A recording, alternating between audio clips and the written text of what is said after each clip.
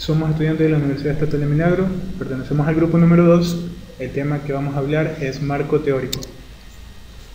Bueno, pues marco teórico se define claramente el problema a investigar con respecto a un tema, siendo siempre necesario diferenciar entre lo que se sabe y no se sabe. Se tiene una sólida perspectiva teórica como punto de partida, que haga explícitos los conceptos y supuestos que dan origen a la investigación. También llamado marco referencial tiene el propósito de dar a la investigación un sistema coordinado y coherente de conceptos y proposiciones que permitan abordar el problema. Es decir, se trata de integrar al problema dentro de un ámbito donde éste cobre sentido, incorporando los conocimientos previos referentes al mismo y ordenarlos de tal modo que sean útiles. Pues también podemos decir acerca del marco teórico que cumple en el problema dentro de un conjunto de conocimientos donde estos sean posibles, sólidos y confiables, que permitan orientar la búsqueda y nos ofrezcan una conceptualización adecuada de términos utilizados. Bueno, pues tenemos también el problema de la causalidad, que es encontrar causas que producen determinados hechos o regularidades entre los fenómenos conocidos. En realidad es hallarles una explicación, incluirlos dentro de leyes generales que regulen su comportamiento y de ese modo los hagan inteligibles.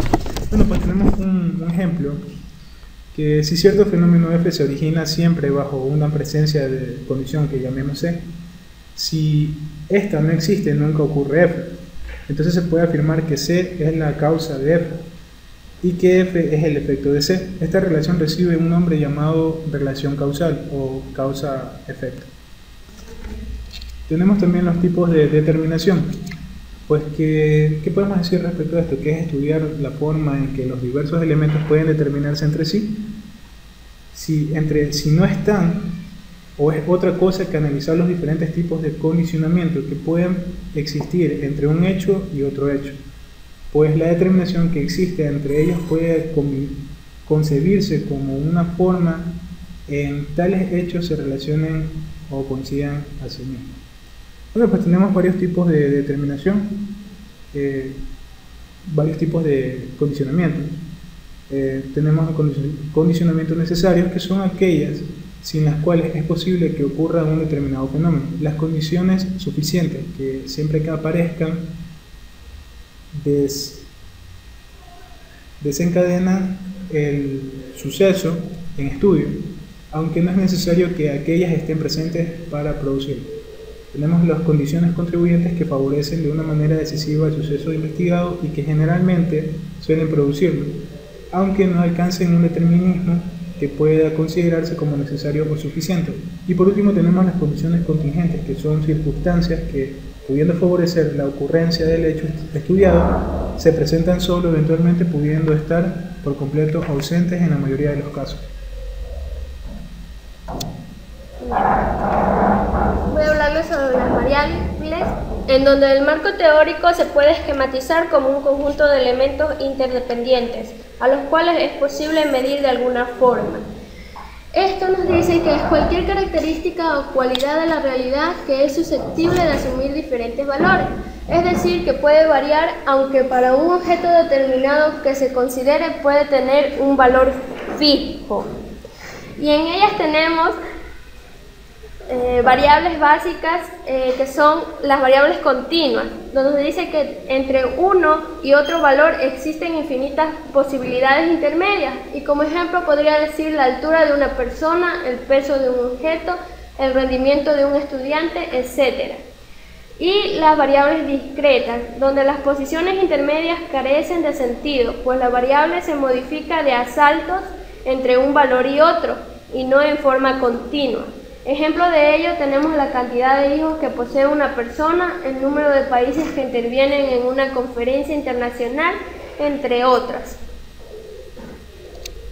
Y lo que son variables y dimensiones, donde en las ciencias sociales se da con frecuencia, pues existe complejidad de los fenómenos y de los actores que intervienen en ellos, encontrando conceptos complicados, donde es posible subdividir o descomponer a la variable en cualidades más simples, haciéndolas más fácil de medir. A estas subcualidades que integran a la variable se las conoce como dimensiones, donde es un componente significativo en la variable con relativa autonomía.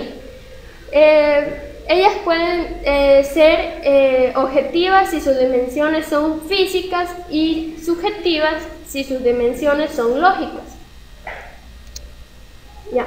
Entre las dimensiones físicas objetivas, podemos decir que no presentan ninguna dificultad para su identificación, solo requieren de la aplicación de instrumentos mecánicos para conocer la magnitud física de su medición. Entre ellas tenemos las variables individuales, donde corresponden a las unidades de estudios individuales. Ejemplo de ello es el instrumento de instrucción de las personas. Y las variables colectivas, donde son propiedades de grupos y su medición se basa en las propiedades individuales que poseen sus miembros. Un ejemplo de ello tenemos el índice de analfabetismo. Las unidimensionales, que tienen indicadores directos. La misma variable es su propio indicador. Ejemplo de ello es el peso, la talla, la temperatura, entre otros. Las multidimensionales, donde se obtienen a partir de la combinación de dos o más indicadores físicos. Por tanto, son también objetivos. Ejemplo de ello es el índice de masa corporal.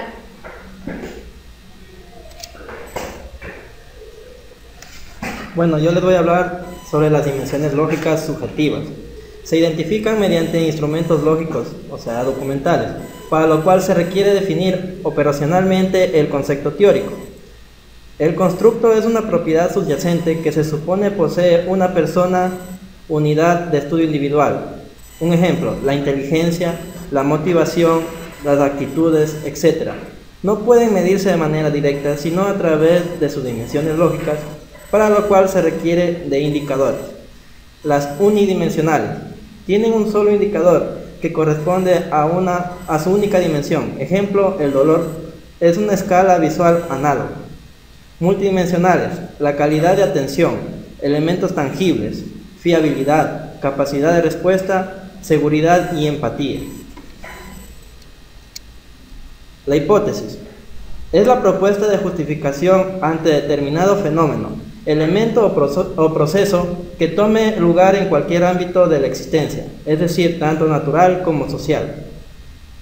La hipótesis es una parte más importante del proceso de análisis y estudio científico, ya que es a través suyo cuando la teoría comienza a tomar forma. Aún si la hipótesis es refutada y anulada, la hipótesis es lo que permite al ser humano dar inicio al proceso de pensamiento mediante el cual se obtendrá cierto tipo de conocimiento. Suposición hecha a partir de unos datos que sirve de base para iniciar una investigación o una argumentación. ¿Cómo formular un marco teórico? Bueno, la estructura del marco teórico es la siguiente. Tenemos lo que es los antecedentes de investigación, la reseña histórica o referencia institucional, las bases teóricas, las operaciones de las variables, bases legales y la definición de términos básicos. El investigador, al comenzar a estudiar el tema, trata de poner al día sus conocimientos por medio de un sistema y amplía consulta bibliográfica. Después, es conveniente enfatizar la clarificación de los conceptos a emplear, como elaborar definiciones aun cuando sean provisionales, delimitar significados y precisar nociones vagas o confusas. Se determina si los conceptos involucrados pueden o no tomarse como variables. En caso de que se pueda, habrá que analizarlos individualmente para encontrar sus posibles dimensiones y sus necesarias relaciones.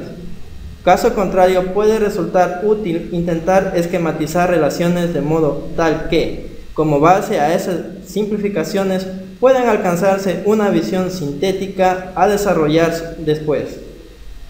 Es recomendable realizar la mayor parte por escrito, aunque estos borradores o apuntes iniciales corran luego el destino de ser desechados como simple instrumental de una fase de trabajo que puede convenientemente organizados y redactados pase a integrar el cuerpo expositivo o final de la obra.